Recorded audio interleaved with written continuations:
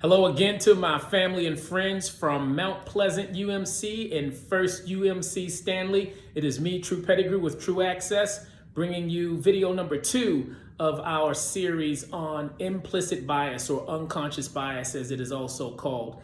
So hopefully you all got a chance to watch the first video where we defined unconscious bias and really set the groundwork and explained what to expect in the upcoming videos.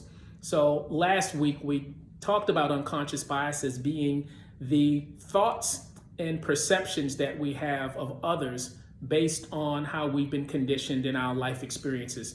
They usually show up in the form of stereotypes, and that exists at a subconscious level.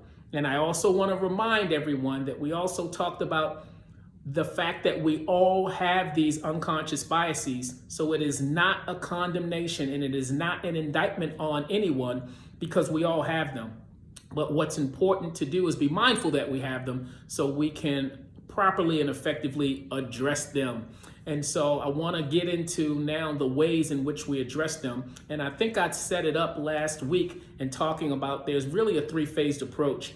And that is visualization, examination, and normalization. And today I want to talk about phase 1 of that, which is visualization. So when we are looking to effectively apply the visualization approach, it's really about considering a situation or considering a scenario, and then whatever we expect or whoever we expect to be in that role or be in that position, to visualize someone different, to allow ourselves to consider that there may be someone else that could fill that role or fill that position. Give ourselves permission to expand our thinking beyond what we may normally expect.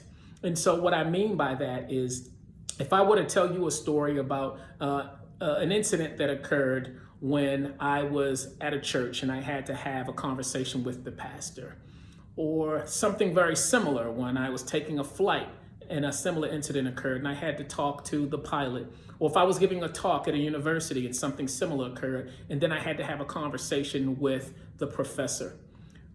My question to you, as I've shared those different scenarios, in each of those scenarios, when I talked about the pastor, I talked about the pilot, and I talked about the professor, what did they look like to you?